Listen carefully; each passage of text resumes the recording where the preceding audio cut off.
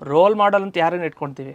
ಈಗಿನ ಕಾಲದಲ್ಲಿ ನಮಗೆ ರಾಜಕೀಯ ವ್ಯಕ್ತಿಗಳು ರೋಲ್ ಮಾಡಲ್ ಆಗ್ಬೋದು, ಫಿಲಮ್ ಸ್ಟಾರ್ಗಳಾಗ್ಬೋದು, ಒಬ್ಬೊಬ್ಬರು ಒಂದೊಂದು, ಕೆಲವರಿಗೆ ಧಾರ್ಮಿಕ ಮುಖಂಡರು ಆಗ್ಬೋದು. ಅದರಲ್ಲಿ ಯಾರೂ ನಮಗೆ ರೋಲ್ ಮಾಡಲ್ ಅಲ್ಲ ಇವರು. ವಸ್ತುತಃ ನಿಜವಾಗಿ ಯಾರು ರೋಲ್ ಮಾಡಲ್? ಇವರೆಲ್ಲರಿಗೂ ಒಬ್ಬರಿದ್ದಾರೆ. ಅವ್ರು ಯಾರು ಅಂದರೆ ರಾಷ್ಟ್ರ ದೇವತೆ, ಅದು ಶ್ರೀರಾಮಚಂದ್ರ.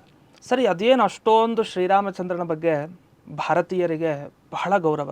ಬರೀ ಭಾರತದಲ್ಲಲ್ಲ, ಎಲ್ಲ ಕಡೆ ರಾಮನ ಬಗ್ಗೆ ಅಷ್ಟು ಗೌರವ. ಯಾಕೆ ಅಂದರೆ ಅವನ ಜೀವನನೇ ಅದ್ಭುತ. ರಾಮ ನಮಗೆ ಏನೇನು ತಿಳಿಸ್ಕೊಟ್ಟ. ದೇವರು ವೈಕುಂಠದಲ್ಲಿ ಆರಾಮಾಗಿದ್ದ, ಈ ಲೋಕಕ್ಕೆ ಬರಬೇಕು ಅಂತಿಲ್ಲ.